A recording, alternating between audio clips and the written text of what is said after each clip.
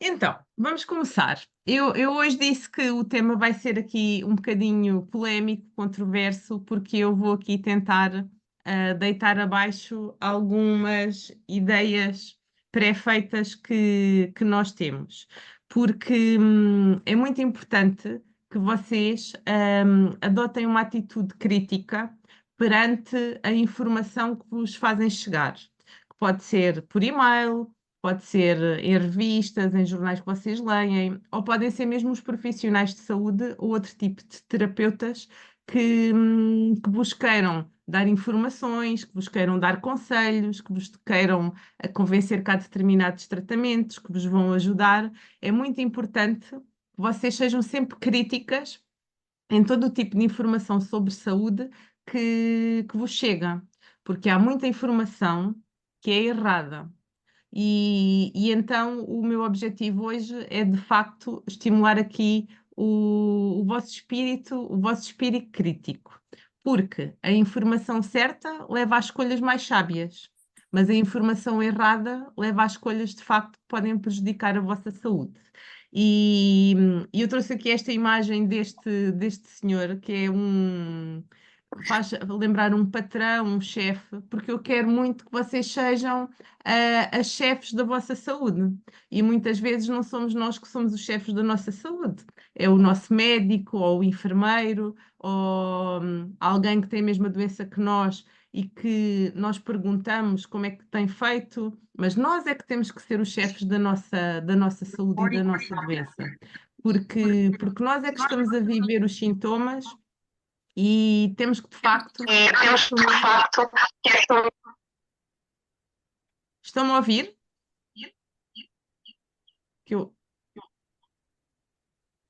Sou eu que estou a provocar o problema, porque eu deixei de ter computador e pus no telemóvel e Ok, voltei ao computador.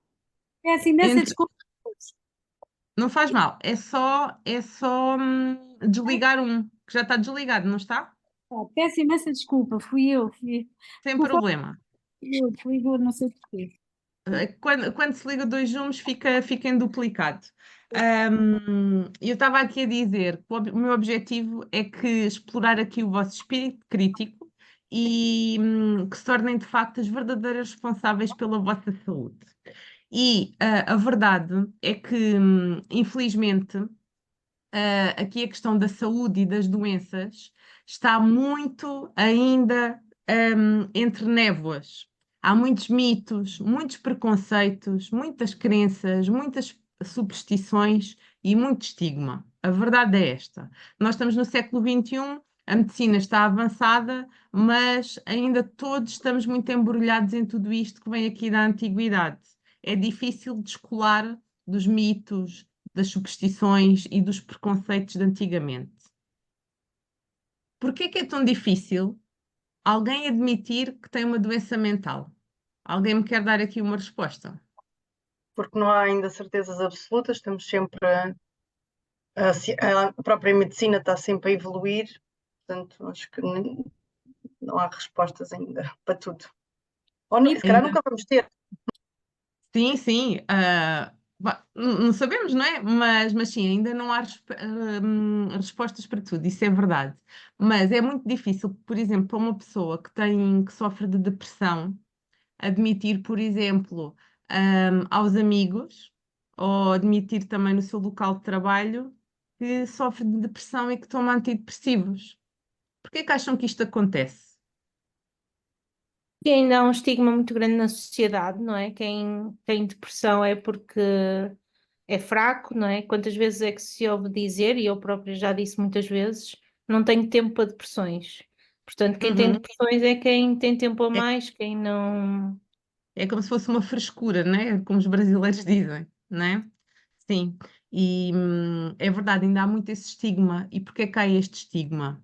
Porque hum, não há muito, há alguns anos atrás, o que é que se fazia às pessoas que tinham doença mental? Que tinham depressão, que tinham psicoses, que tinham esquizofrenia. Elas eram vistas como selvagens, como animais. Então o que se fazia é que colocava-se as pessoas, chamavam os hospícios, mas as pessoas ficavam presas, porque elas eram de facto consideradas animais selvagens. e durante muitos, muitos anos, muitas décadas, centenas de anos, foi esta a realidade que se viveu na humanidade. E só há muito pouco tempo, não sei se vocês têm essa noção, mas há muito poucos anos que existem antidepressivos com de facto, com um efeito efetivo e que funciona. Então, só há muito pouco tempo é que é mais fácil tratar estas pessoas com recurso à medicação e também outro tipo de terapias. Mas antes disso, a solução que se fazia era prender estes animais selvagens. Então, isto ainda está na nossa memória coletiva. E isto passa-nos pela nossa educação, não é propriamente que nos digam as pessoas com depressão são fracas, ou as pessoas com uma psicose não podes confiar nelas que são selvagens, não nos digam isso, não nos dizem isso diretamente, mas é isso que já vem de trás e que nos vão passando por outro tipo de comentários, outro tipo de histórias que nos vão contando. E isto é um estigma, e é um estigma muito presente. As pessoas normalmente não assumem que têm estas doenças porque acham que estão a falhar perante a sociedade. E a verdade é que uma doença mental é uma doença como outra doença qualquer, como diabetes. E diabetes ninguém tem vergonha de dizer que tem diabetes, não é? E outra pergunta que eu tenho aqui para vocês: porquê é que é tão difícil receber um diagnóstico de cancro?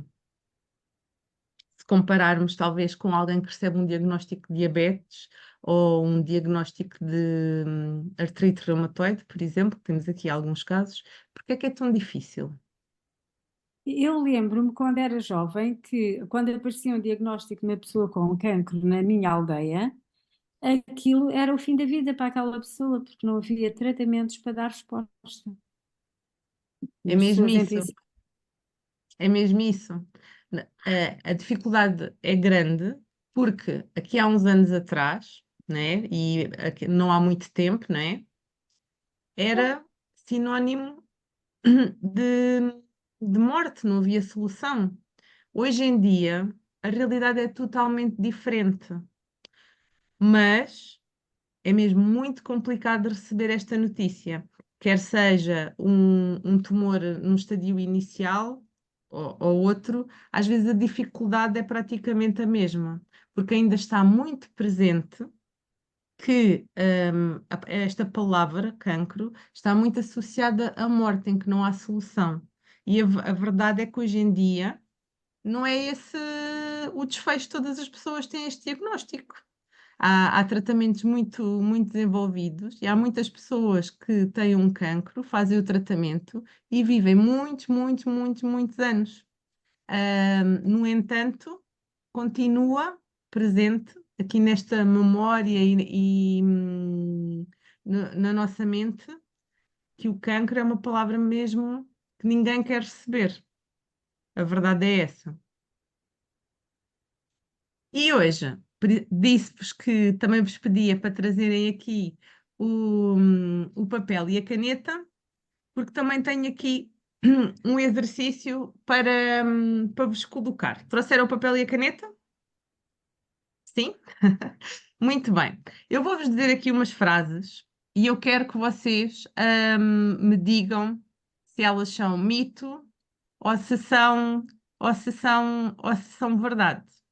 E agora vou aqui compartilhar outra vez a tela para vos mostrar.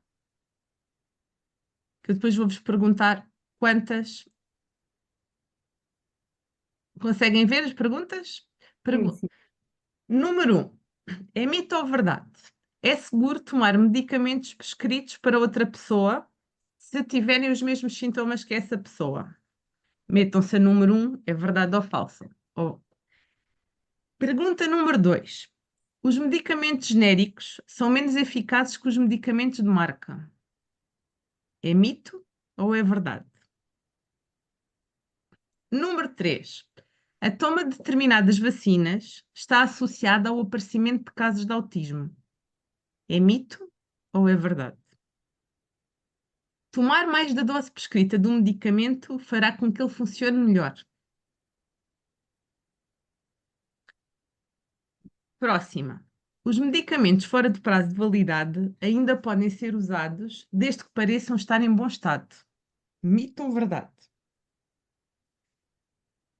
Os medicamentos de venda livre para as dores são sempre seguros para o uso diário. É mito ou é verdade? E a sétima, os medicamentos devem sempre ser tomados com alimentos. Mito ou verdade? Conseguiram acompanhar e responder a todas? Sim, sim. Então, agora contem lá quantos mitos é que detectaram. Bem, Inês, eu não 7. sei se fiz aqui bem as contas, mas todos eles parecem mitos. Estudos. Também eu. Todas? Ainda fiquei aqui com algumas dúvidas aqui no último, mas há alguns que é mesmo para tomar em jejum e mesmo na bula diz para não tomar com alimentos, não é? Portanto, nem Muito. todos são para tomar com alimentos. Uhum. Então, todas responderam mito a todas? Sim, Sim, Sim? é tudo Ótimo. falso. sim. Acertaram. Começámos pelo nível fácil. Muito bem. Estão preparadas para o próximo? Ok, vamos aí.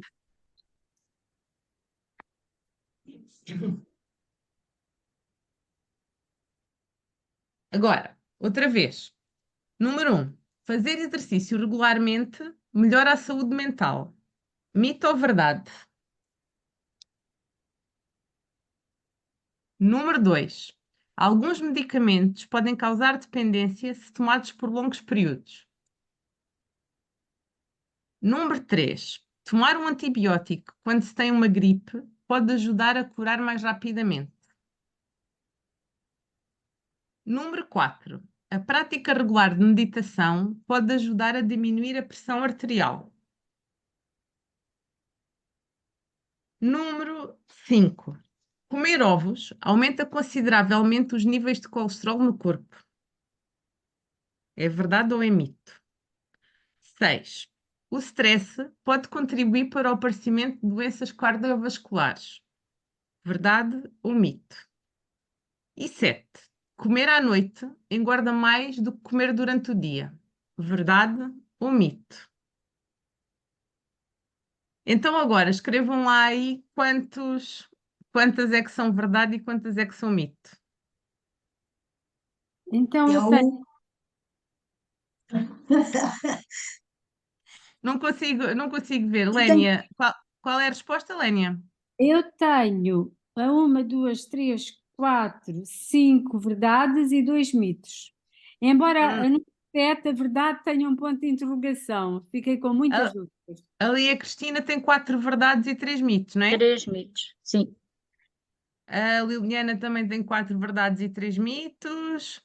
Eu tenho Tenho 5 verdades, 5 verdades eu, e 2 mitos.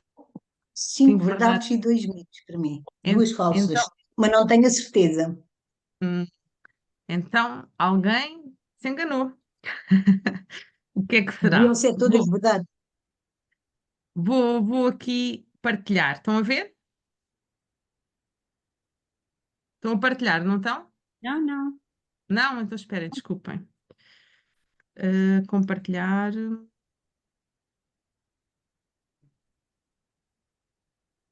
Perdi aqui o compartilhamento. Espera lá.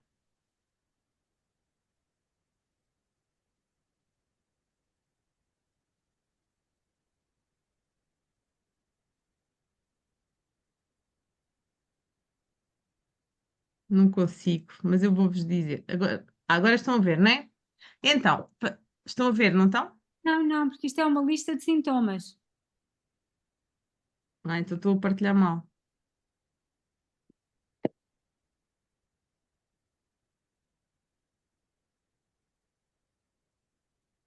Agora sim. Sim. Sim, agora Sim, está. sim. Então, fazer exercício regularmente melhora a saúde mental. É verdade. Melhora o humor, melhora sintomas como ansiedade e depressão. Alguns medicamentos podem causar dependência se tomados por longos períodos. É verdade. Por exemplo, os ansiolíticos utilizados para ansiedade, para dormir, causam muita dependência. E alguns, além de causarem dependência, também o corpo, o organismo começa a habituar-se e e o efeito acaba por não ser tão eficaz. Isso também acontece.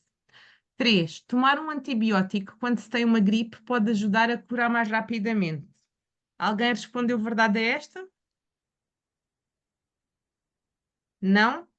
Não vai ajudar, porque o antibiótico atua sobre bactérias e a gripe é causada por um vírus. Por isso, em caso de gripe e constipação, não vale a pena tomar antibióticos. 4. A prática regular de meditação pode ajudar a diminuir a pressão arterial. É verdade.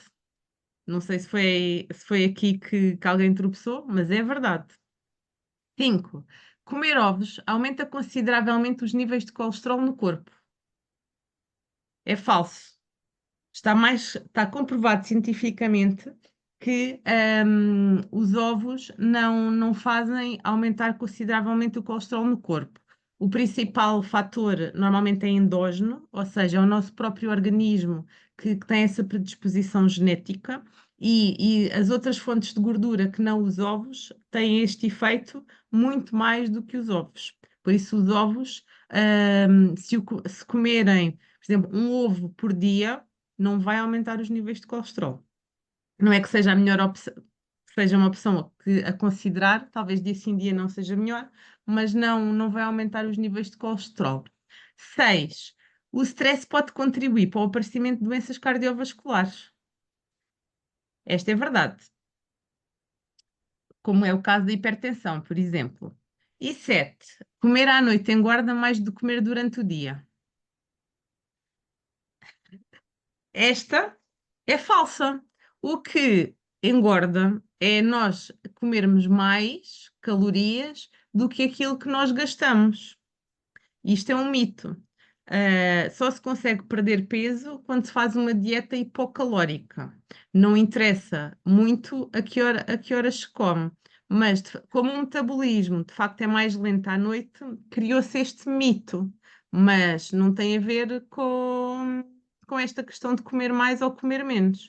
O metabolismo é mais lento à noite, mas se comermos muito durante a manhã e durante o almoço, ele não vai processar tudo à noite. Então, houve aqui alguém que já caiu num mito ou verdade. Não ficamos a saber qual foi? Eu caí no Foi 7. este último. Eu também. Também eu. Eu tinha E eu verdade também. barra mito.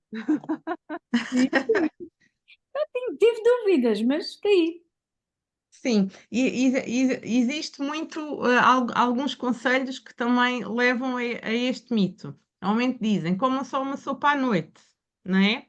Porquê? Porque à noite nós também não temos necessidades de energia rápida, como temos durante o dia. Daí também mais esse conselho. E à noite também comemos e depois vamos dormir. Também é mais fácil, comer menos calorias à noite.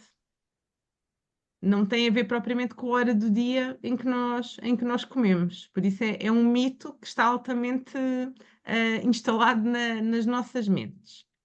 Muito bem, então vamos só aqui mais a um exercício. É o último. Vamos lá. Número 1. Apanhar sol sem proteção solar pode ser uma excelente fonte de vitamina D. É verdade ou é falso? 2. A hipertensão arterial normalmente não apresenta sintomas. 3. A diabetes tipo 2 pode ser revertida, ou seja, curada, através da perda de peso. Verdade ou mito?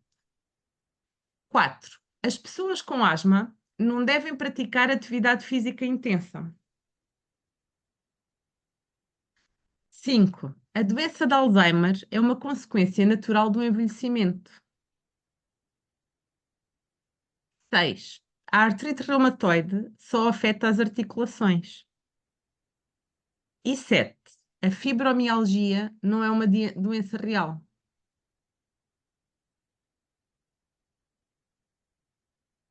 Contem lá as verdades e os mitos e mostrem lá aí nos ecrãs para ver se as contagens são iguais. Eu tenho 3 verdades e 4 mitos. E as restantes? Eu também tenho 3 verdades e 4 falsos. A Cristina tem 7 falsos, foi isso? A Maria, a Filomena tem Sim, embora tenha dúvidas no 3. no 3, não consigo ver o total da Diabetes Filomena. tipo 2, se pode ser revertida através da perda de peso, não tenho a certeza. Mito, verdade, verdade, verdade, mito, mito, mito. Ok, então eu vou dar aqui as respostas para ver como é que vocês se portaram.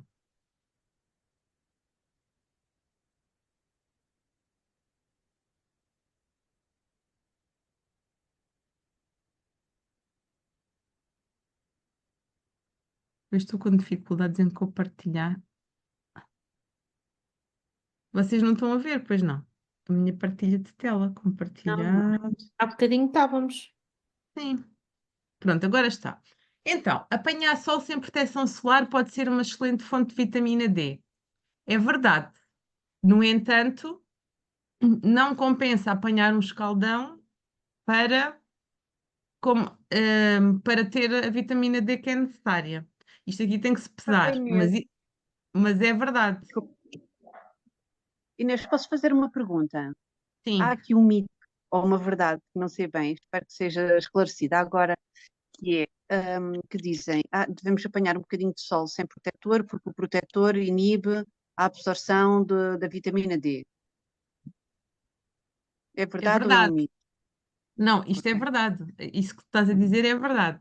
Agora, há aqui vários Sim, fatores que temos que considerar. Primeiro, ninguém põe protetor solar na quantidade que devia pôr. Só para vocês saberem, por exemplo, no rosto, nós devíamos colocar com o protetor solar vocês com a bisnaga devem pôr 3 dedos completos da vossa mão só no rosto. Ninguém coloca esta quantidade, para estar a colocar a quantidade suficiente para verdade. nos proteger mesmo. Por isso, se nós colocarmos o protetor solar que já costumamos pôr, que aplicamos mal, nós vamos na mesma ter aqui a absorção da vitamina D. Agora, se a pessoa colocar na quantidade que deveria, de facto, não ia haver absorção da vitamina D, porque não passa radiação para a pele. E isso é necessário para a vitamina D. Eu respondi-te à questão. Agora tu Respondeste sim, obrigada, perguntas-me. Inês. Pronto. Agora vocês perguntam-me, então, o que é que eu faço? É assim, podem fazer duas coisas. Podem, durante 15 minutos, colocar o vosso corpo exposto ao sol, desde que não seja naquelas horas em que a radiação é máxima, porque isso é muito perigoso e não devem fazer. Imaginem, no início da manhã ou ao final da tarde, podem expor o corpo durante uns 15 minutos, ao sol. Têm que fazer isto todos os dias, e quando eu digo expor o corpo, não é apenas o rosto, devem pelo menos colocar o rosto, os braços e idealmente mais um pouco, pode ser, por exemplo, as pernas. E isto teria que ser feito todos os dias. Porque, por exemplo, em Portugal, que é um país com muito sol, quase todos nós temos déficit em vitamina D. E a vitamina D é fundamental para o sistema imunitário, para o sistema nervoso, para o sistema ósseo. A vitamina D é mesmo daquelas vitaminas que nós não devemos mesmo ter em déficit. Por isso, ou fazem isto diariamente 15 dias, nas horas em que não há mais radiação, ou então, depois de fazerem uma análise para verificar o vosso nível de vitamina D, se tiverem déficit, devem fazer suplementação. Passando então à número 2, a hipertensão arterial normalmente não apresenta sintomas. Verdade, totalmente verdade. Há pessoas que têm 10 anos de hipertensão e não sabem, só sabem quando já têm a situação bastante avançada. 3. A diabetes tipo 2 pode ser revertida através da perda de peso. É verdade.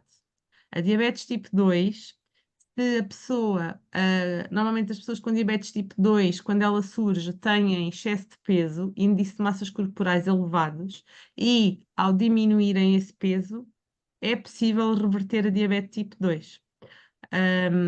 Há pessoas que, quando é detectado o diabetes tipo 2, primeiro até se pede para a pessoa fazer uma dieta rigorosa e para fazer atividade física e ela é revertida. Isto acontece. Daí ser tão importante a atividade física e uma alimentação correta e um peso equilibrado. Número 4. As pessoas com asma não devem praticar atividade física intensa. É um mito que também está fortemente instalado na nossa comunidade. As pessoas com asma podem fazer atividade física intensa. Número 5. A doença de Alzheimer é consequência natural do envelhecimento. É um mito também muito implementado na nossa comunidade. As pessoas acham natural pessoas idosas terem alguns sintomas da doença de Alzheimer. Não é natural. Se algum dos sintomas surgir, devem-se dirigir ao médico, porque a doença de Alzheimer é uma doença e todas as doenças devem ser acompanhadas. 6. A artrite reumatoide só afeta as articulações. Esta era fácil. Não afeta só as articulações, infelizmente, também pode afetar outros órgãos do corpo. E a fibromialgia não é uma doença real. A fibromialgia é uma doença real, muito real. Infelizmente, muitas vezes não é compreendida como tal, mas deveria ser. É difícil nós, para quem é saudável, entenderem uma pessoa que está sempre extremamente cansada, com muitas dores. Não é fácil compreender, e daí muitas vezes, tal como nós falávamos há pouco, dizerem também que isso não é uma doença. Às vezes dizem é manha, não é, é uma doença real. E é muito importante nós falarmos sobre estes mitos, sobre estas crenças, e há muitas, muitas outras mais, para vocês também compreenderem que há aqui também muitas ideias que estão aqui instaladas na nossa mente e que nos podem afetar quando temos que tomar decisões sobre a nossa saúde. Gostaram deste exercício? Sim ou não? Foi? Foi giro? Muito. Obrigada. Obrigada. Mas vocês portaram-se muito bem. Mesmo. Eu tinha aqui mais algumas, mas vou-vos responder. Outras. As pessoas com menos cuidados de higiene são mais propensas a ter piolhos. Não é verdade. Normalmente os cabelos até bastante mais limpos são aqueles que os piolhos preferem. Esta já falámos. As pessoas com depressão são fracas de cabeça. Não são, mas eu ouço estas frases muitas vezes aqui na farmácia, que me dizem a minha mãe é fraca de cabeça, o meu marido é fraco de cabeça. As infecções urinárias podem ser transmitidas nas casas de banho públicas. Também é um mito, não é esta a forma de surgimento das infecções urinárias. E número 4, os doentes autoimunes podem tomar produtos naturais porque não fazem mal. Podem tomar alguns, mas, por exemplo, todos aqueles que são estimulantes do sistema imunitário não devem tomar, como é o caso da equinácea, que existem muitos, muitos suplementos alimentares. E agora, queria-vos falar aqui da nossa mente e dos erros, das partidas que a nossa mente nos prega, porque nem na nossa mente nós podemos confiar. Daí eu dizer que hoje ia ser controversa, porque trago-vos aqui algumas ideias com as quais vocês podem não concordar. E se vocês não concordarem, por favor, digam, porque eu hoje quero mesmo que tragam aqui o espírito crítico aqui para cima da mesa, neste caso do Zoom. Então, há um erro que é o viés da sobrevivência. E que erro é este? Ocorre quando um pequeno grupo de pessoas é muito bem sucedido, nós começamos a considerá-lo como a representação desse grupo. Vou-vos dar aqui um exemplo que não tem a ver com saúde. Por exemplo, o fundador do Facebook, ele não terminou a universidade. E há uma série de outros bilionários que também não terminaram a universidade. Então, nós tendemos a pensar, se eles são milionários e bem-sucedidos e não terminaram a universidade, Isto significa que se eu quiser ser milionária e bem-sucedida, eu tenho é que deixar de perder tempo a estudar e lançar-me. E isto é um erro que a mente nos prega. Isto também pode acontecer na saúde, não é? Se alguém nos disser, olha, eu tomei aquele suplemento alimentar, foi milagroso, e o meu vizinho também tomou aquele suplemento alimentar e foi milagroso, a minha mente pode aqui pregar-nos uma partida e levar-nos, por exemplo, a deixar de tomar os medicamentos que nos recomendaram, porque tivemos 2 casos bem-sucedidos com um suplemento alimentar. Então, é muito importante nós termos atenção a isto, que poucos exemplos, ou 1 ou 2 pessoas serem bem-sucedidas, não significa que nós também o vamos ser.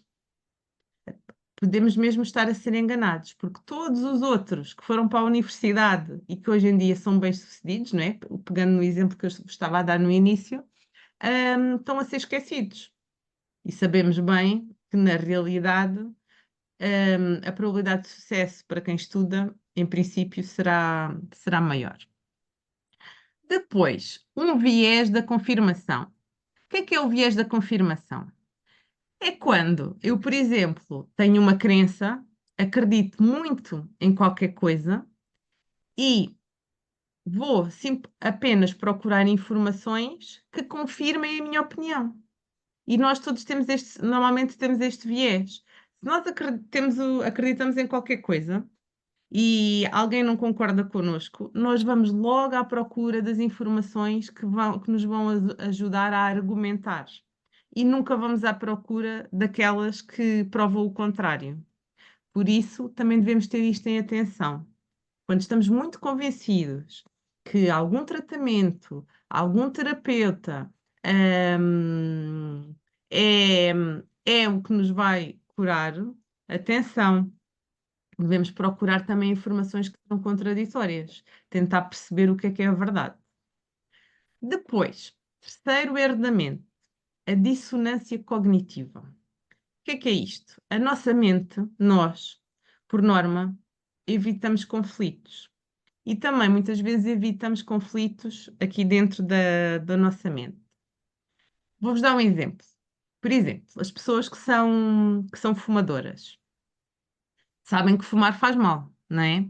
Mas muitas vezes têm um discurso interno do género: fumar faz mal, eu tenho que deixar de fumar.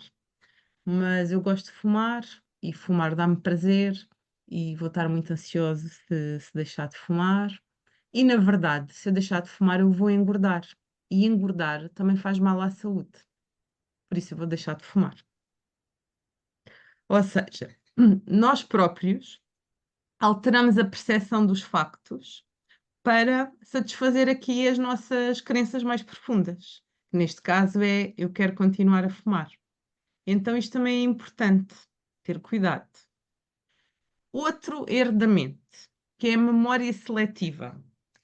Nós normalmente temos tendência para nos esquecer daquilo que não interessa. E também, às vezes, há determinados acontecimentos que ficam marcados na nossa memória e isso depois condiciona as nossas opiniões. Eu vou-vos dar um exemplo que também está muito disseminado pelo mundo, que é as mulheres grávidas, nas noites de lua cheia, têm que ter mais cuidado porque é muito natural que o parto seja nesse dia, na noite de lua cheia. A verdade dos factos é que isso não acontece.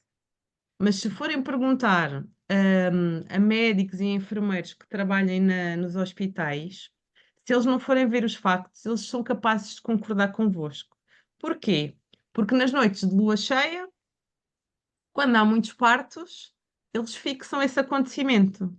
Nas outras noites, em que também há muitos partos, mas não há lua cheia, já não se fala sobre isso, por isso não fica recordado. Nossa mente prega-nos aqui muitas, muitas partidas.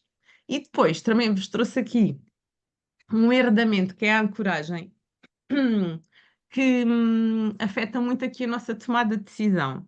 E isto também pode acontecer aqui relacionado com a saúde, por exemplo, quando nos apresentam alguns PECs, pacotes de tratamento, e o marketing pode utilizar aqui o efeito da âncora. O que é isto? Deixem-me vos dar um exemplo. Por exemplo, numa loja de relógios, ou na Vorten, a Vorten faz isso. Vocês já foram à Vorten, de certeza, e já viram que há sempre lá uma televisão que custa acima de 10.000 euros. Acham que alguém já comprou aquela televisão? Eu não sei se alguém comprou, mas aquela televisão está lá de propósito. Para quê? Para que as televisões que são 3.000, 4.000 euros já não nos pareçam tão caras. Porque se nós tivéssemos, se a televisão mais cara que lá tivesse fosse 4.000 euros, nós se calhar já não achávamos tão caro umas de 1.000 e a mais barata, a de 500, a gente não considerava. E a de 1.000 até considerávamos. Assim, se houver lá uma de 10.000 exposta, nós talvez consideremos comprar as de 5.000 e as de 4.000 e não as de 1.000 ou 500 euros. E isto é muito utilizado no marketing, por isso, atenção aqui aos erros da mente. Já caíram em algum erro da mente destes? Opa, agora não os tenho aí, já os tiraste, não consigo lembrar, mas eu identifiquei-me aí com um que eu, quando estou a ouvir algumas verdades que não me agradam, que eu penso de outra forma, eu tenho tendência para mudar de canal ou para ler outro livro, porque aquilo não me agrada. Então eu tento contrariar isso, mas não é fácil. É, é isso mesmo, sim. Nós tentamos sempre ficar com a nossa razão. É muito difícil convencer-nos do contrário. E eu estou aqui a alertar-vos disto porque, mesmo nós, quando somos muito seguros de nós próprios, também somos levados em erros facilmente. E é importante termos esta consciência, também quando estamos a fazer tomadas de decisão. E quando nos apresentam, de facto, produtos muito caros e outros com preços mais, assim, menos caros, lembrem-se deste erro da ancoragem. Este é mesmo muito usado.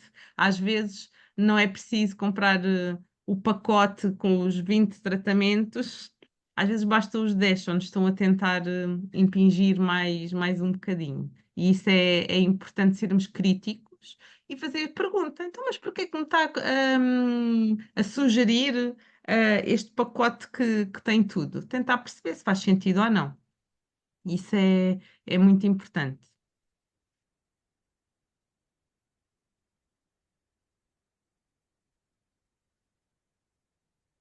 E agora, queria-vos falar sobre as fontes de informação.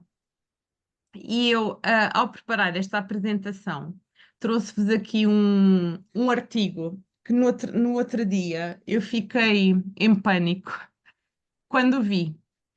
E foi este, a Visão Saúde, que é uma revista que todos nós consideramos, que é uma revista séria, a Visão. Eu considero isto e continuo a considerar. Atenção, hum, eu subscrevo a Visão e apareceu-me um e-mail a dizer isto, que novo estudo pede cuidado no uso regular de suplementos de óleo de peixe face ao risco de doença cardíaca e AVC. Porquê é que eu fiquei em pânico? Primeiro, porque eu tomo ômega 3 diariamente e segundo, porque recomendo a muitas pessoas o ômega 3. E ao ver isto pensei, meu Deus, o que é que vai acontecer? Fiquei muito aflita. E normalmente é isto que acontece, hum, quando vemos notícias hoje em dia, não é? Nas redes sociais e na televisão. Se vocês, estiverem mais atentas, vão perceber que normalmente os títulos são bastante sensacionalistas.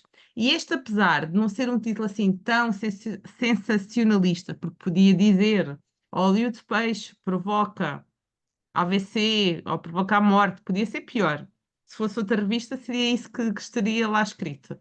Apesar disso, hum, ao vermos isto, não é? Só lermos as gordas, podemos decidir deixar de tomar o óleo de peixe, ou ômega 3, não é? O que é que eu vos quero dizer? É muito importante quando vocês veem uma notícia deste género e que vos chama a atenção porque é algo relacionado com a vossa saúde, neste caso era relacionado com a minha e também com a das pessoas que eu recomendo o ômega 3, que não leiam só as gordas, vão ao detalhe. E quando eu digo ir ao detalhe é ler mesmo o artigo que está na revista e depois lerem também, irem à procura do estudo real onde foram buscar esta informação.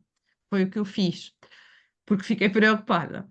E, na realidade, houve este estudo, mas qual é que foi a conclusão? Que se são necessários mais estudos para determinar os mecanismos precisos para o desenvolvimento e prognóstico de eventos de doenças cardiovasculares com o uso regular de suplementos de óleo de peixe. O que é que isto significa? Que nada está provado. Nada mesmo está provado. E muitas vezes estes estudos são feitos já com o propósito de ter esta conclusão. Não sei se me estou a fazer entender. E é muito fácil chegar às conclusões que nós queremos.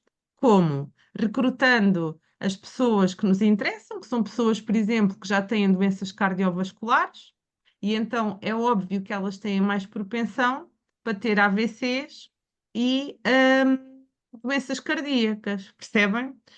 E este tipo de estudos muitas vezes cria mitos e leva ao abandono de determinados produtos que são altamente benéficos. Neste caso, os ômegas 3 são benéficos na questão da inflamação, na questão do sistema nervoso e da depressão.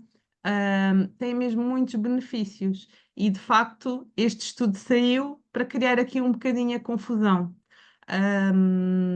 E é necessário, uma vez que agora isto surgiu, que façam mais estudos, que tragam pessoas não só com doenças cardíacas, mas pessoas que não tenham qualquer tipo de doença, que seja um estudo que garanta que não há outros fatores que levem às conclusões que se querem e de facto se perceba se há alguma relação ou não. À partida não há, porque existem milhares de estudos que comprovam o benefício do ômega 3 nas doenças cardiovasculares. E este é apenas um, e de facto com baixa população e só com doentes com problemas cardiovasculares.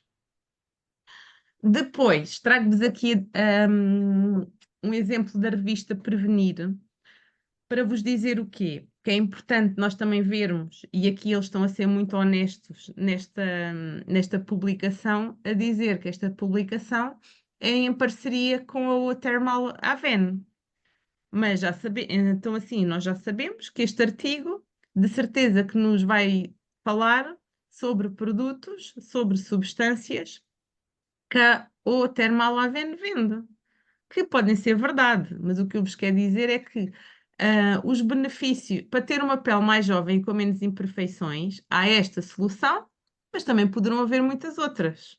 Não nos podemos fechar só à informação que estamos a ler. Temos que ter aqui uma mente mais aberta. E depois, outro alerta que eu vos quero fazer é que muitas destas revistas, por exemplo, a Prevenir, que eu também costumo ler, traz muitos artigos de opinião pessoal. E os artigos de opinião pessoal não podem ser comparados a resultados de estudos cientificamente estudados e que abrangem muita população. Isso é outra coisa que devemos pensar. Quando ouvimos a opinião de alguém, tentar perceber qual é o fundamento dessa opinião. Se é apenas uma percepção pessoal ou se de facto é alguém que estuda e que sabe que que aqueles conselhos resultam de facto em muitas pessoas. Vou-vos dar aqui alguns exemplos de falácias que são comuns.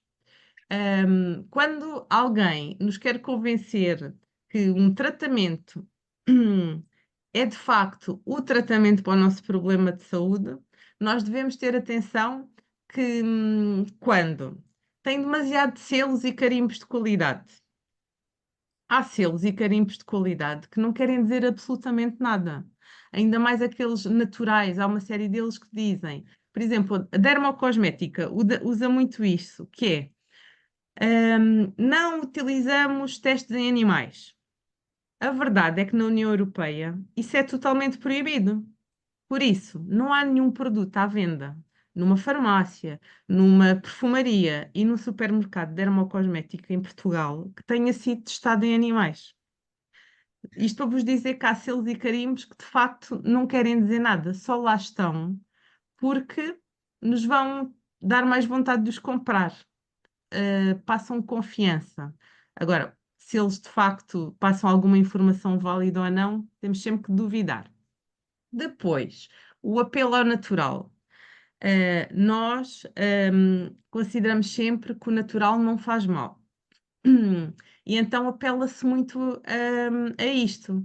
Produto 99% com ingredientes naturais.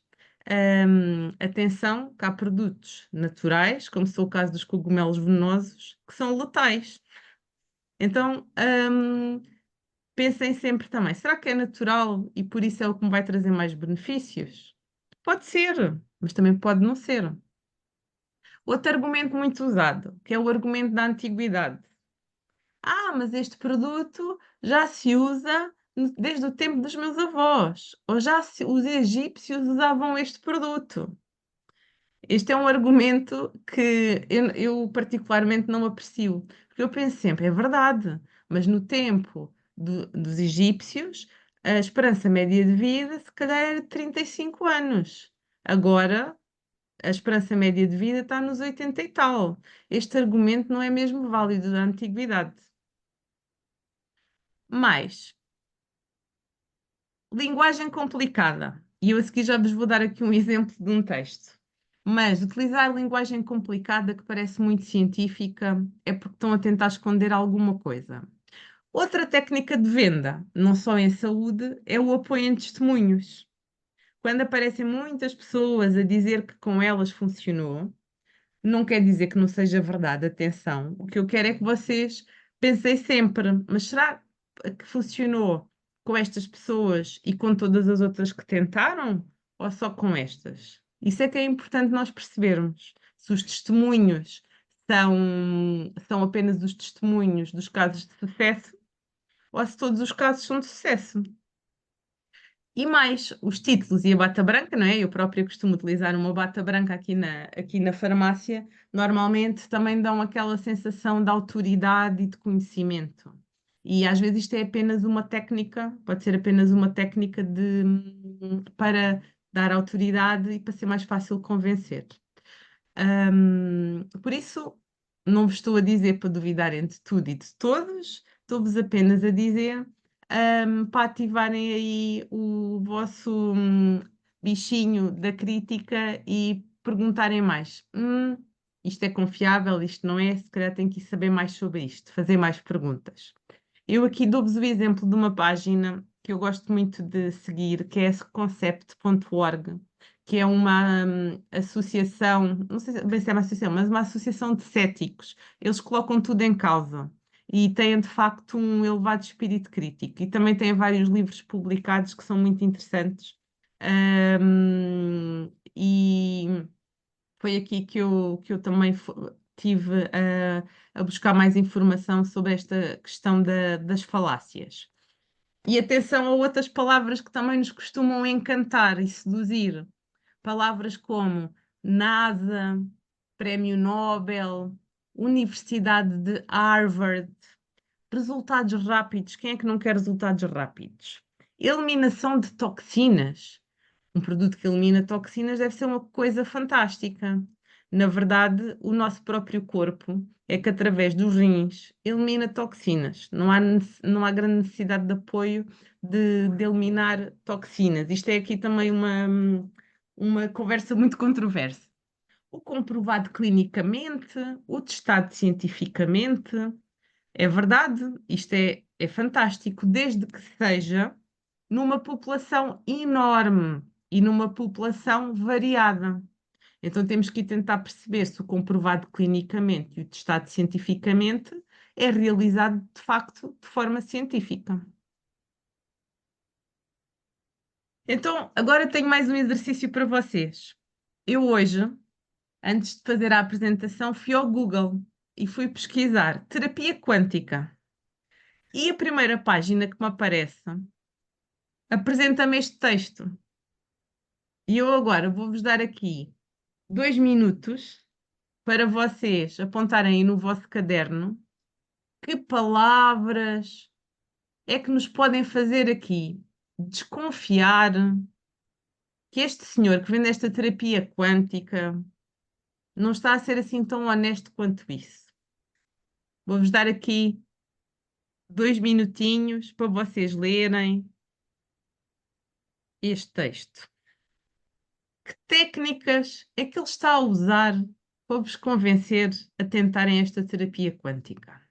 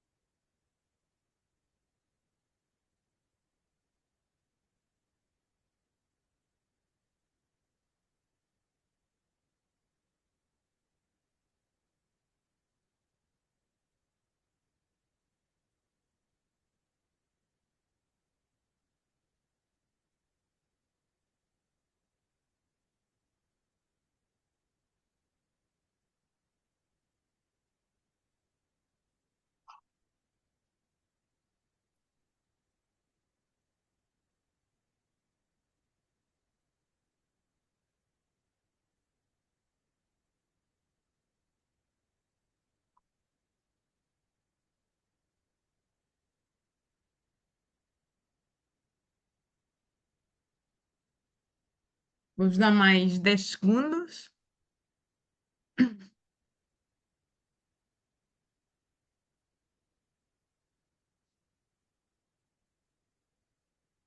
E vou aqui interromper o compartilhamento, que é para vos ver.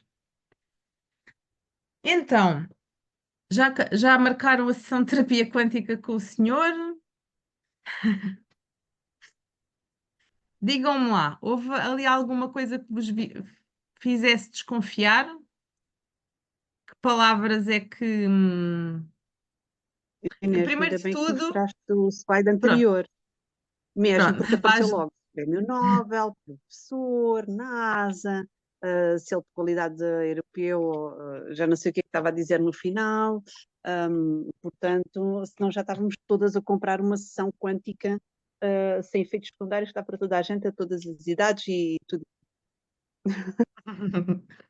Sim, ó, eu para já vou aqui, já perceberam que eu às vezes partilho aqui as minhas situações particulares e vou partilhar convosco. Eu já fiz uma terapia quântica. Porquê?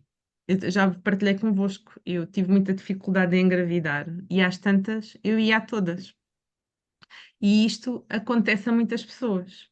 Quando as pessoas vêm muito aflitas, sem esperança, e quando alguém lhes recomenda, olha, faz isto, às tantas a pessoa vai a tudo, sem questionar. E houve uma pessoa que me ofereceu uma terapia quântica e eu fui. A verdade, isto para vos dizer que também isto não estou aqui a criticar ninguém. Se alguém aqui já fez uma terapia quântica, atenção, isto acontece a todas as pessoas, todos nós caímos, ahm, muitas vezes, em soluções que não são as corretas, mas tentamos. E a verdade é que muitas delas não fazem mal. A mim não me fez mal nenhum, bem também não, mas mal não me fez. E de facto também muitas vezes este tipo de terapias dizem mesmo isso. Não, não há efeitos adversos. Porquê? Porque de facto não fazem mesmo nada. Mas este discurso foi engraçado porque eu fiz mesmo isto hoje e coloquei lá, lembrei-me da terapia quântica, coloquei terapia quântica e o texto, de facto, do senhor utiliza todas as técnicas. Eu pensei, se estes físicos ganharam o prémio Nobel, soubesse que estão a utilizar o nome deles para vender esta terapia, os senhores iam ficar muito zangados. Mas a verdade é que aqui estas técnicas vendem porque dão segurança e passam qualidade. E é importante que se questionem. E ele utiliza linguagem muito inacessível, utiliza aí, fala muito em quânticos e palavras semelhantes que ninguém sabe muito bem o que é que quer dizer, nível subatómico, e depois utiliza os selos de qualidade, a NASA, o Prémio Nobel, ele de facto utiliza aqui bastantes. E é importante nós termos cuidado. E é importante termos cuidado, e daí eu vos ter trazido este texto, principalmente porque muitas vezes, e era o que eu vos estava a dizer, muitas vezes estas terapias não fazem mal, mas podem provocar aqui Podem fazer o quê? Podem fazer com que se atrase diagnósticos, porque as pessoas, antes de recorrerem à medicina convencional, utilizam as terapias que não, pronto, terapias alternativas sem base e atrasam diagnósticos e muitas vezes atrasam tratamentos ou levam a que as pessoas abandonem tratamentos eficazes. Porquê? Como viram naquele texto, diz lá que os medicamentos provocam efeitos adversos, provocam, já não sei bem o que é que estava a ler dizer, mas assustam. É verdade que os medicamentos provocam efeitos adversos. Isso é óbvio que é verdade. Mas quando nos recomendam medicamentos, é porque está-se a pesar na balança o que é mais importante: o efeito benéfico do medicamento ou os efeitos adversos que o medicamento pode provocar. E normalmente, quando eles são recomendados, é porque o efeito benéfico vai ser superior. E às vezes recorrer aqui a pessoas que de facto dizem mal da terapia convencional, pode ser perigoso. E temos que ter isso em atenção quando alguém nos diz: olha, abandona os medicamentos que eles fazem-te mal, não os abandonem. Se têm dúvidas, falem com o vosso médico ou com outro médico. Isso é a minha recomendação.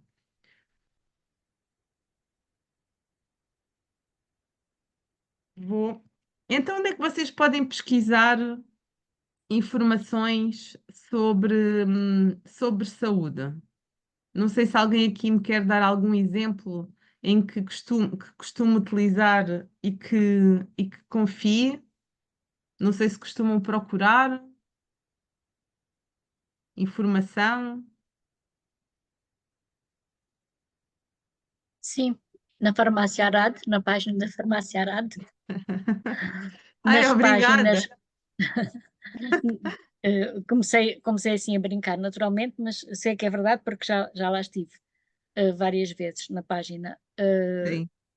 Hoje, não sei se todos, porque não conheço todos, mas muitos dos grupos de saúde, o Grupo Mel Saúde, a CUF e outros, têm muito, disponível muita informação que obviamente é feita por especialistas, é produzida por grupos de especialistas, com linguagem muito acessível, muito clara e para perguntas que são do nosso cotidiano. Não precisamos saber muito até das nossas próprias doenças para perceber as questões que ali se põem. Eu desde que comecei a ter, eu cheguei aos 60 e poucos sem tomar nada diariamente, não tinha problemas nenhuns de saúde. E quando me vi confrontada com vários ao mesmo tempo, tenho feito, tenho não só consultado, mas também participado em webinars e palestras, etc., do grupo Trofa Saúde, que tem muitas coisas dedicadas exclusivamente a profissionais, mas também tem muitas para o público em geral e para uma área, uma plataforma de educação em saúde que é o NeuroInsight. Estes são os que eu Obrigada, costumo consultar. obrigada, Cristina. Eu conheço ambos e são excelentes Sim, são excelentes fontes de informação com profissionais exato. muito dedicados e que têm fontes de informação muito confiáveis e credíveis. Sim. A Cristina é uma pessoa que, pelo que eu já percebi, que procura saber muito sobre a saúde, estar muito informada, e isso é excelente Sim. porque lhe dá uma visão mais abrangente e permite-lhe depois também, se calhar, falar com mais confiança com os profissionais de saúde, acerca dos problemas de saúde. Sim. E ocupa-me de forma saudável também. Exatamente, exatamente. Porque às vezes eu falo aqui muito nos hábitos saudáveis, porque sei que eles, para quem é saudável e para quem tem doenças crónicas, promovem mesmo a saúde. Mas às vezes é muito difícil que as pessoas partam para a ação. E no caso de quem procura conhecimento, às vezes é aquele ditado, como é que é? Pedra dura, como é que é? Tanto bate que Cantar até até. que fura.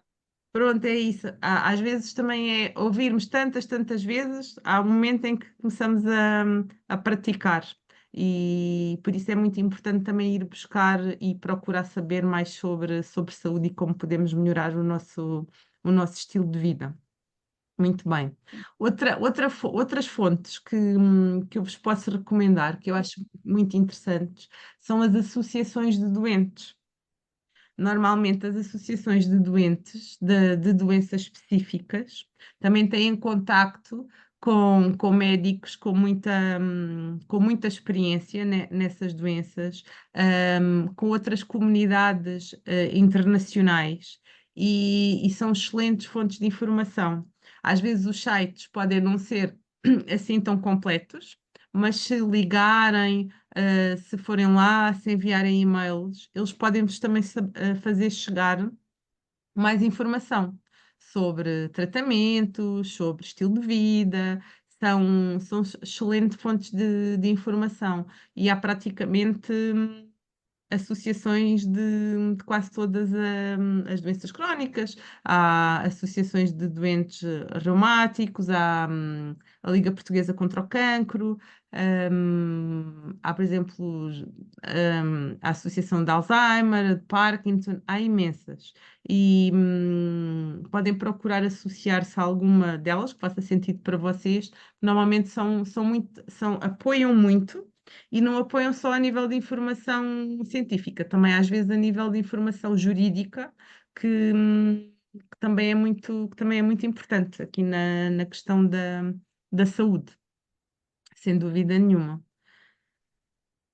Vou-vos dar aqui alguns exemplos, são exemplos mais científicos, que às vezes podem não ser tão fáceis de consultar, mas para quem tem. Estão a ver a minha tela com a apresentação? Desculpem lá que isto hoje está difícil. Estão a ver? Acho que sim. Por exemplo, a Cochrane, isto é é uma associação internacional, mas que tem um site português. Quando existem artigos em português, eles colocam lá. E são evidentes, como eles dizem, evidências confiáveis, decisões bem informadas, melhor saúde. É uma plataforma de artigos de saúde. Vocês vão ali à lupa e podem colocar o que querem procurar. Eu coloquei aqui, por exemplo, a fibromialgia e coloquei aqui uma terapia não convencional.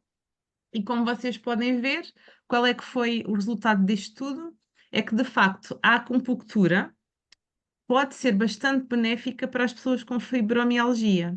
Eles comparam aqui a acupuntura tradicional com a acupuntura com estimulação elétrica e concluem que a acupuntura com estimulação elétrica tem melhores resultados na redução da dor, da rigidez e na melhoria geral do bem-estar, sono e fadiga.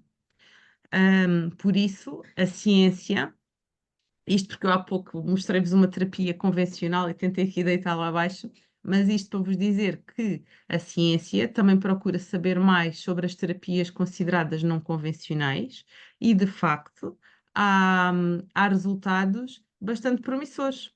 E podem ver então aqui que a acupuntura com a estimulação elétrica pode ser um tratamento a considerar na fibromialgia.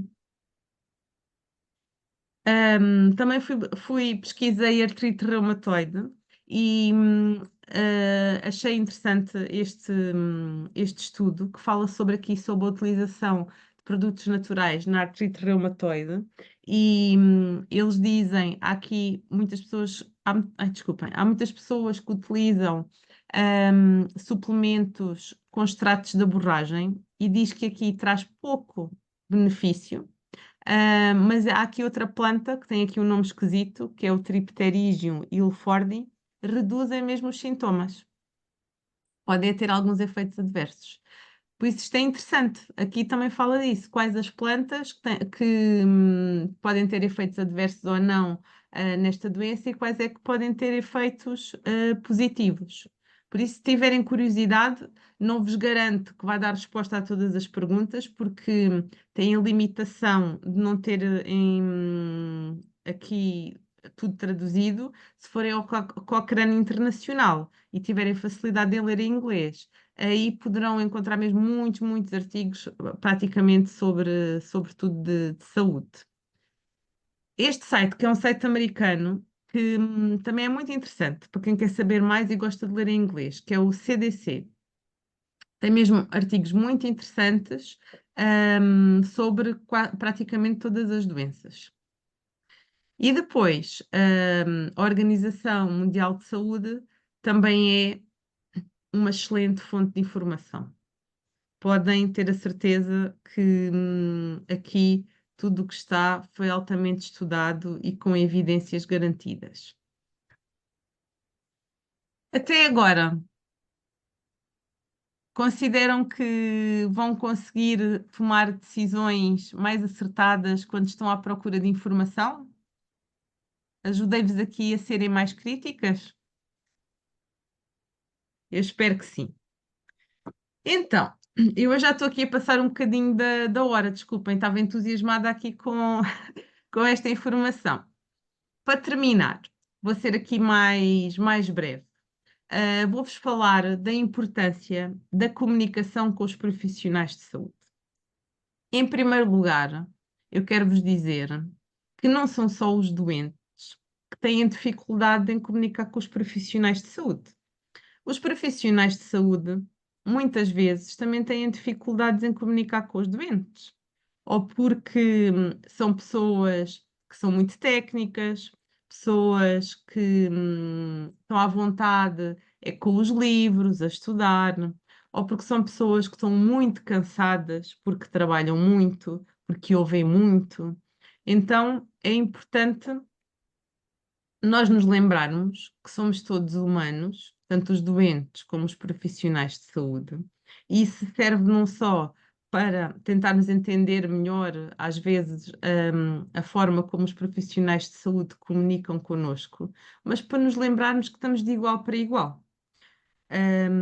Somos todos humanos, somos todos pessoas e devemos encarar os profissionais de saúde também dessa forma e não como agentes da autoridade que decidem as coisas por nós. E agora eu queria que vocês colocassem o dedo no ar se isto já vos aconteceu convosco. Alguém daqui já saiu de uma consulta sem perceber ou o diagnóstico ou o tratamento que vos recomendaram? Sim ou não? Já saíram? Assim? Eu já vou-vos pedir que coloquem no chat porque eu não vos consigo ver. Desculpem. Sim?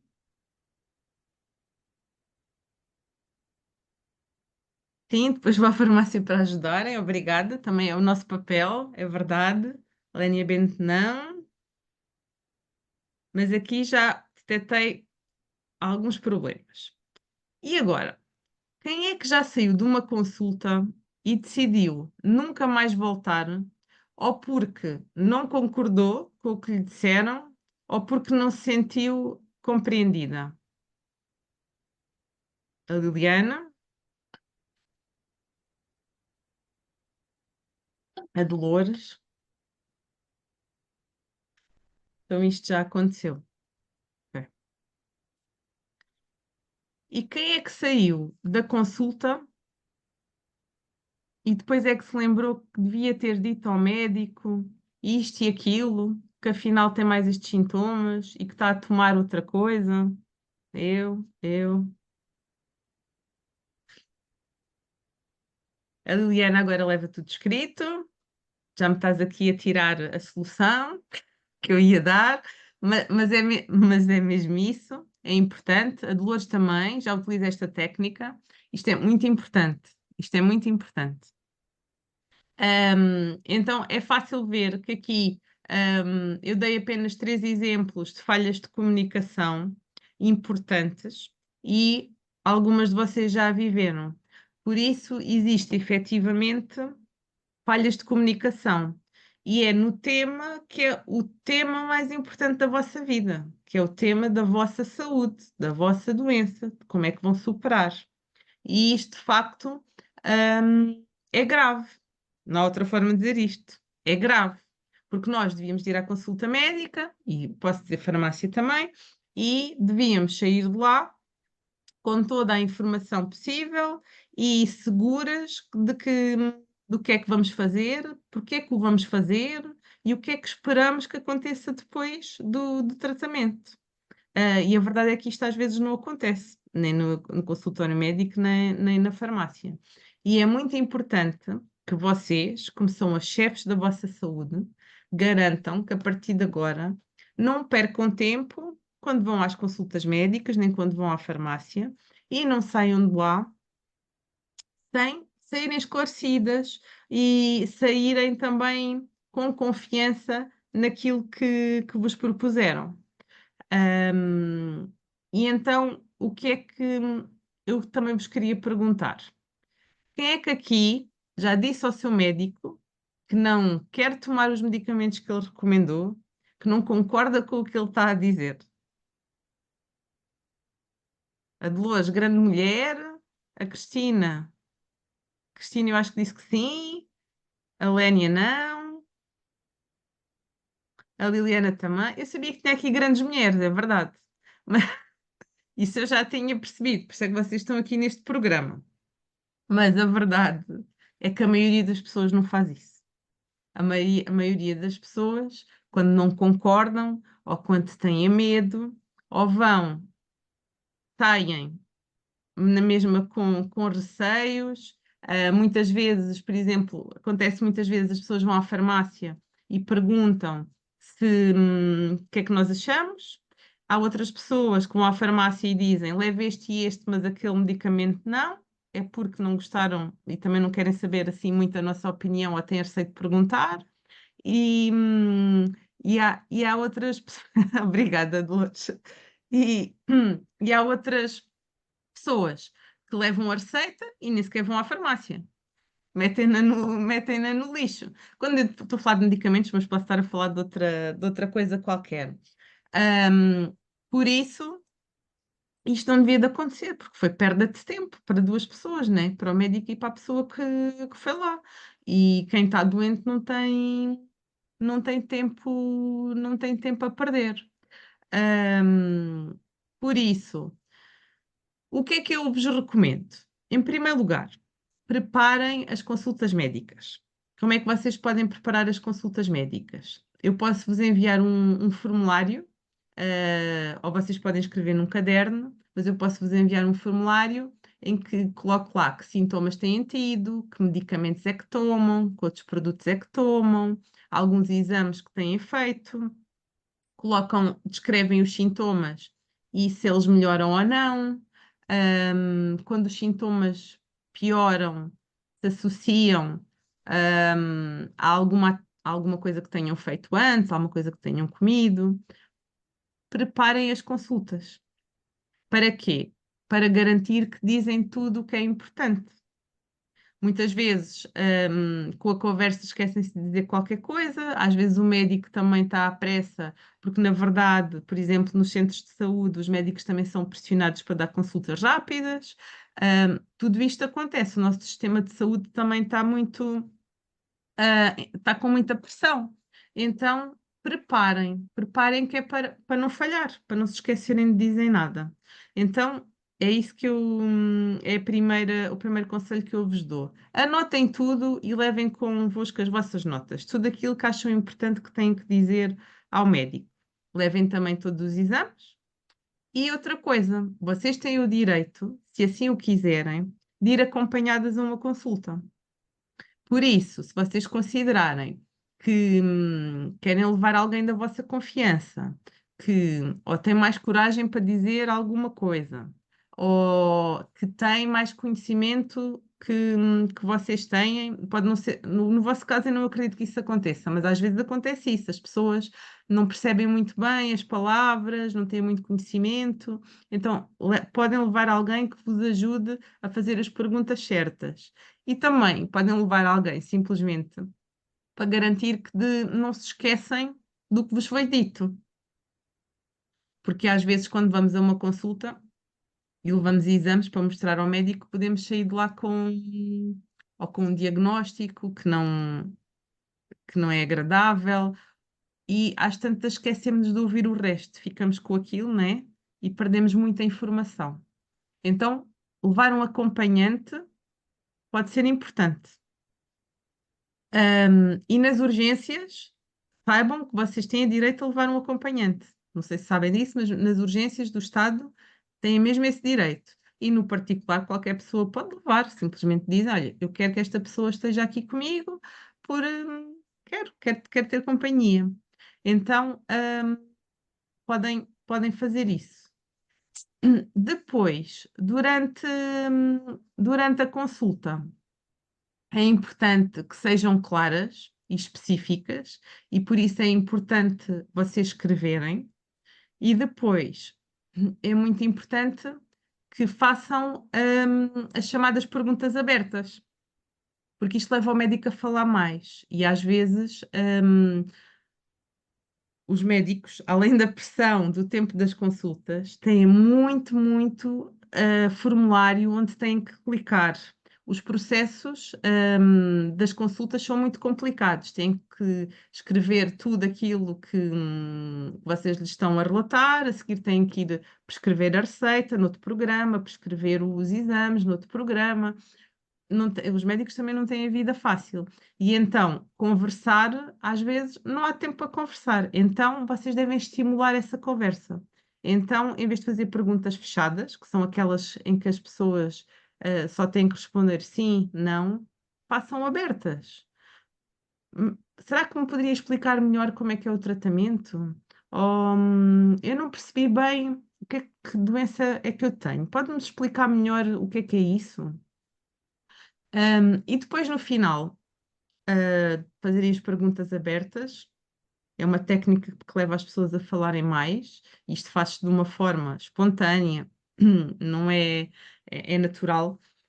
No final da consulta, para garantirem que a informação que o médico vos passou, que na farmácia podem fazer isso também, vos passou, foi bem entendida, eu aconselho que vocês reformulem o que vos foi dito. O que é que eu estou a dizer? Imagine, o médico está a terminar a consulta e vocês dizem: olha, peço desculpa, não quero sair, ou não tenho que pedir desculpa. Isto já é uma mania minha, não tenho nada que pedir desculpa. Se bem entendi, os medicamentos que eu vou ter que tomar são estes e estes, e vou ter que tomar de manhã e à noite durante 5 dias. Foi isso que eu entendi? Estão a perceber? Porque é muito fácil nós entendermos mal. São muitos medicamentos, as posologias são muito complicadas, depois há muitos exames e depois a secretaria também não nos sabe explicar. Por isso, o meu conselho, no final de um atendimento, é que façam isto: reformulem o que acham que vos foi dito, para confirmarem que entenderam bem. porque também é fácil haver falha de comunicação, haver algum esquecimento, e assim o profissional de saúde vai perceber se entenderam ou não. Por isso, isto é muito importante, esta questão da reformulação. Acho que faz mesmo muita diferença. E depois, é importante serem honestas. Quando eu digo serem honestas, é o quê? Foram a outro médico pedir uma segunda opinião? Digam. Qual é o problema? É um direito que vocês têm. Foram fazer uma terapia alternativa? Digam. Nós estamos no direito de fazer o que, o que achamos que é correto para a nossa saúde. Tomaram um suplemento natural, foram à ervanária? Digam. É muito importante sermos honestos, porque omitir algumas informações pode prejudicar muito a nossa saúde. E depois, encarem o médico, profissional de saúde, como outra pessoa qualquer. E quando não concordam com o que eles estão a dizer, por favor, digam, trata-se da vossa saúde. Vocês é que têm a palavra final a dizer.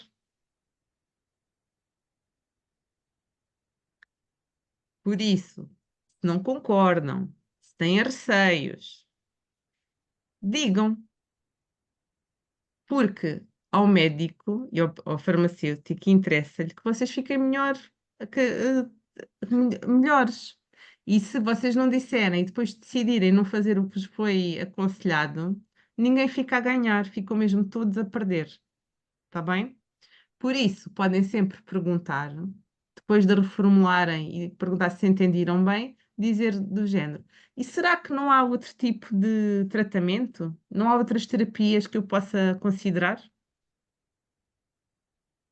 No caso da artrite reumatoide, agora estou aqui a olhar para a Dolores. Há tantos tratamentos, e a Dolores já fez vários, não é? E para todas as outras doenças também há muitos protocolos de atuação.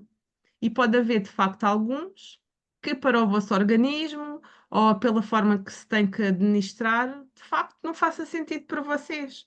Por isso, perguntem, sem problema nenhum. Está bem? Temos todos a ganhar se de facto aderirem aos tratamentos. Porque não dizerem nada e depois não aderirem aos tratamentos, de certeza que não vai resultar. Absoluta, certeza absoluta. E agora vou terminar. Não sei se alguém me quer fazer alguma pergunta antes de eu terminar.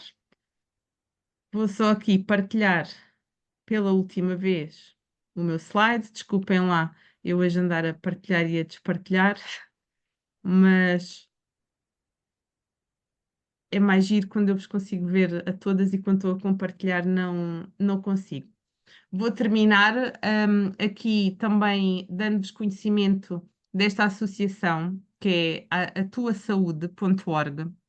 Isto é uma associação que tem muitas checklists e que vos fala dos direitos dos doentes e dos riscos que nós estamos sujeitos quando vamos ao médico, quando vamos ao hospital, porque os erros também acontecem nos locais de saúde.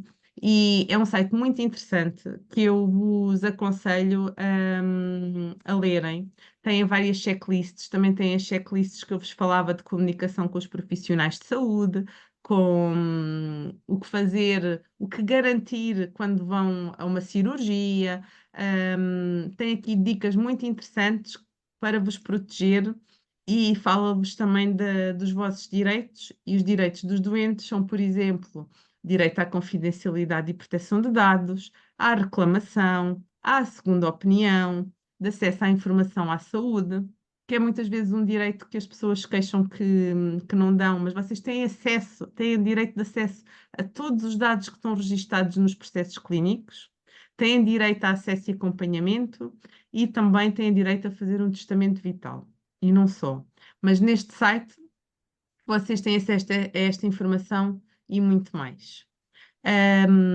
Termino com uma frase que é deste site, porque faz todo o sentido depois desta sessão, que é, quanto mais informadas vocês estiverem, maior consciência terão do que estão a experienciar e maior envolvimento vão ter no processo decisório relativo à vossa saúde.